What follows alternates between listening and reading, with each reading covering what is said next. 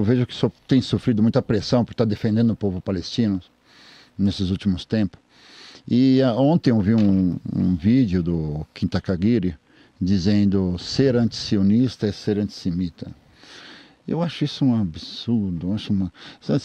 O movimento sionista é um movimento político, quer dizer, se dizer que o governo dizer que todos os judeus são sionistas é que nem dizer que o Bolsonaro é petista, né? Já que tem um governo petista.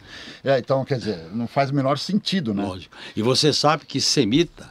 Nós somos semitas, né? Eu sou árabe, poxa. São judeus e árabes são semitas. Eles tomaram como que vem do Sem, deles. filho de Noé. Que tem a língua hebraico e árabe. Então não tem nada a ver. O que eles fizeram? Eles construíram uma narrativa hegemônica no mundo ocidental imperialista. Primeiro, justificar o massacre contra o povo palestino a partir do que representa o Hamas, que historicamente, ao longo de décadas e décadas, tem sido escorraçado o povo palestino, com a colonização violenta, com a destruição de direitos e com a diferenciação, sem o direito ao retorno, sem direitos iguais entre árabes e judeus dentro de Israel. Você sabe disso melhor do que eu. Sim. Aí eles justificam com a conceituação de terrorismo. Depois eles criam a ideia de misturar sionismo com semitismo. A questão fundamental, nós não podemos de maneira nenhuma aceitar qualquer preconceito em relação a qualquer povo. Nós temos admiração com a história do povo judeu, a história do que aconteceu com o povo judeu. Agora, querer misturar com o sionismo, que é uma concepção de Estado, que orientou a colonização a partir da influência do imperialismo inglês, logo após a Primeira Guerra Mundial, veio durante a Segunda Guerra Mundial todo o processo de colonização apoiado, influenciado pelo imperialismo inglês. Isso aí construiu, tem até uma obra clássica que é a obra que fundou o sionismo, né? O Herzl, que é o grande teórico que teve um congresso nacional e fundou o sionismo.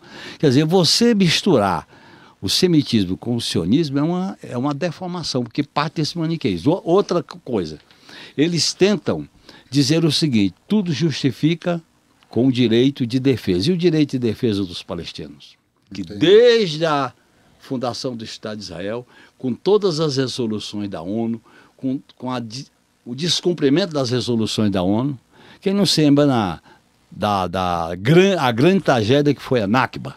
Isso. Quem que não se lembra das 3 guerras, né?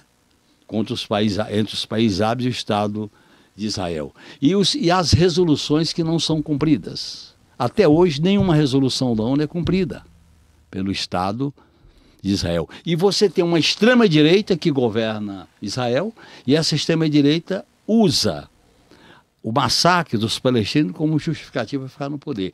E aí ele cria a seguinte onda: quem critica o governo de Israel é antissemita. Quem critica o sionismo é antissemita. Mistura de propósito para criar o que eu chamo de assédio judicial, no sentido de perseguir, de discriminar e tal. E isso é um desserviço ao povo judeu. E é um desserviço à causa e à história do povo judeu, que tem uma história que a gente tem que ser solidário, a gente tem que resgatar essa história. Então, é impressionante esse momento, porque tem uma orientação hegemônica no mundo. Você liga a televisão, é a guerra de Israel contra o Hamas. Não é contra o povo palestino, é contra o Hamas. Quer dizer, contra o Hamas. Que é toda uma concepção hegemônica para justificar as atrocidades. E as 30 mil mortes, e as crianças, e as mulheres, e os desaparecidos, e os famintos, e a comida que não pode entrar, a água que não pode chegar. Isso tudo busca se legitimar por uma propaganda centrada na hegemonia do Império Americano com a Europa, que está numa puta crise. Está numa puta crise. Agora, eu acho que isso aí está dentro de um contexto mais amplo, que é a multipolaridade que está marcando as relações mundiais. O mundo tinha uma unipolaridade, sai da unipolaridade para a multipolaridade com a guerra na Ucrânia. E isso vai caminhar daqui para frente com momentos de tensão de muito debate. É tanto que eu acho que a situação internacional hoje ela é muito importante para a situação de cada país. Eu acho que o Lula tem tido posições corretas e corajosas em relação à solidariedade ao povo palestino. E o Brasil, como protagonista de uma ordem multipolar, com base na autodeterminação dos povos, porque o que está em jogo na Palestina é a autodeterminação do povo palestino. Sim, sim. E o direito à soberania nacional. E a existência de dois estados que Israel não quer reconhecer esse direito do povo palestino. Tá certo? Então eu acho que essa é uma questão que acaba influenciando aqui. Por que tem dois governadores da extrema-direita visitando o governo de Israel? Coisa feia, né? Coisa feia.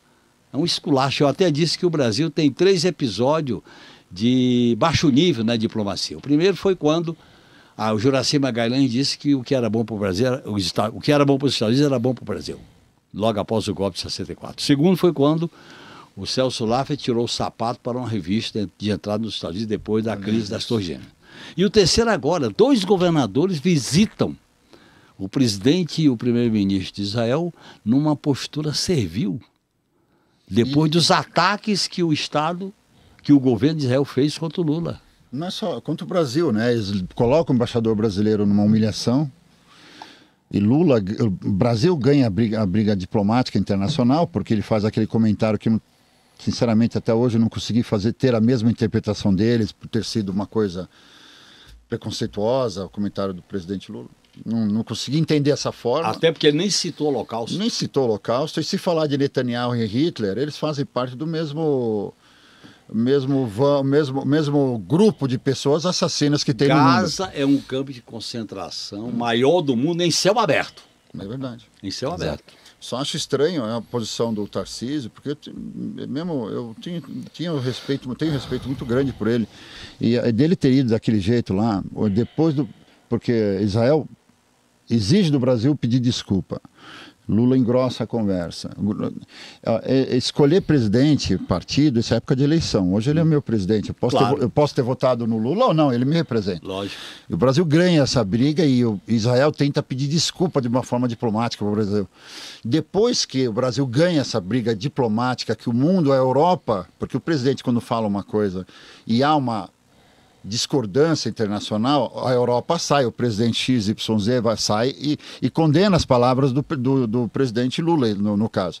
E o mundo inteiro ficou do lado do Lula. Então o Brasil ganhou essa briga. Quero entender como 2 dos principais governadores brasileiros, depois que o Brasil ganhou essa briga diplomática, que é uma briga diplomática contra os Estados Unidos, não é nem só Israel, é uma base militar americana. Claro. Né? Então, consegue, contra uma potência mundial diplomática e militar, o que foi 2 dos nossos principais governadores pedir desculpa, trazer o Brasil de novo para essa cena? É uma visão de subserviência, é uma visão de espírito vira-lata, é uma visão de olhar o Brasil e o povo brasileiro de fora para dentro.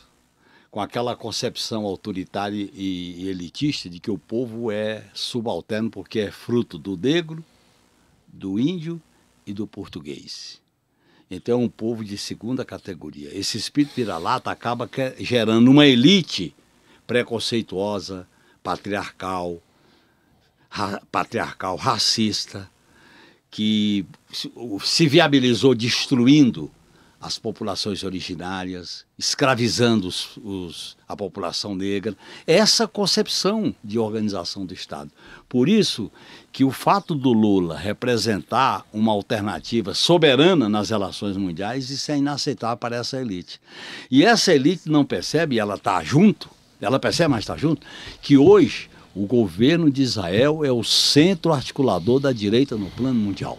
Por isso que aquela manifestação de direita, no dia 25 de fevereiro, a quantidade de bandeira do governo de Israel usada na Paulista não tinha nada a ver. A bandeira mais cara vendida do Brasil estava mais barata, você viu isso aí? Pois é. O rapaz estava vendendo do Brasil por R$40 e de Israel 60. E às vezes até nem confeccionada da forma correta, né? Nem significava a própria bandeira.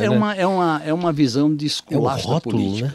Então eu acho que nós estamos num processo de reconstrução que é delicado, meio traumático, não é brincadeira, porque nós temos que fazer omelete, tem que quebrar ovos. Não dá para a gente fazer isso sem enfrentar alguns obstáculos, como, por exemplo, a questão da tutela militar, o problema da segurança pública, o problema da tirania fiscal com o limite de gastos, com uma hegemonia financeira do Banco Central que bota esse juro lá em cima para salvar os interesses dos banqueiros. Eu acho que o Brasil está num processo de caminhar, tem que se transformando, porque a própria inserção do Brasil no mundo vai exigir transformações aqui, para gerar emprego, renda, melhorar a saúde, melhorar a educação, melhorar a moradia, melhorar a locomoção, melhorar a segurança pública. Muita coisa tem que ser feita, porque os 6 anos, juntando o golpe do Michel Temer, com os 4 anos do inelegível Bolsonaro, destruiu muita coisa desse país. Então a reconstrução é delicada. E essa reconstrução é delicada porque, além do aspecto material, ela mexeu com a cabeça das pessoas. Ela incentivou o ódio, a violência, o preconceito. Ela tirou a tampa do porão. Você tem um porão que guardava tudo isso e tiraram a tampa do porão e o porão mostrou sua cara, e a cara é feia pra caramba, né?